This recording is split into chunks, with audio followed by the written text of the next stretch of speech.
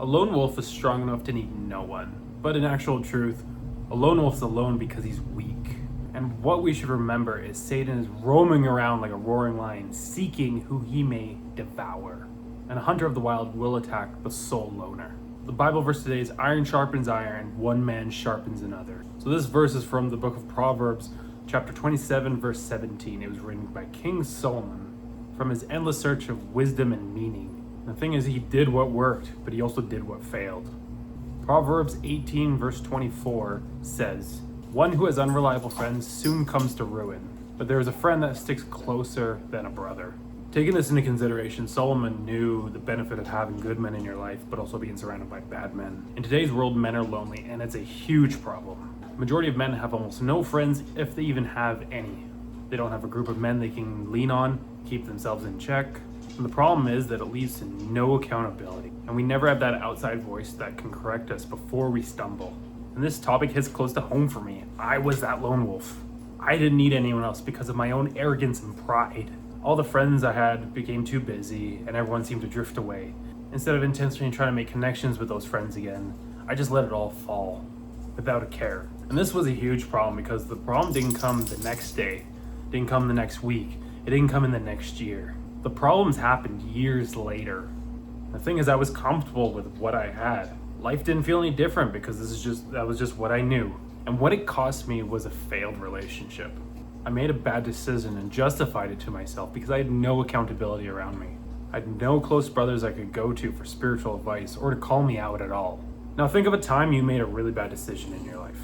You can look back and say, well, that was dumb. Hindsight's 20/20. But the thing is, though, a brother that's outside of your head, that's in your inner circle, can be that hindsight before you make that bad decision. Someone can tell you the truth and be honest and then keep you accountable to it. And myself, I wish I had that accountability because it would have avoided a lot of pain and a lot of struggle in my life.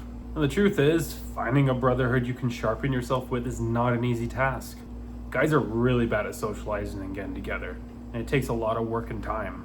But the thing is, just because something's difficult doesn't mean it's not worth doing. And it's a step-by-step process, finding other men you like, and then being comfortable enough to learn from them and be vulnerable with them.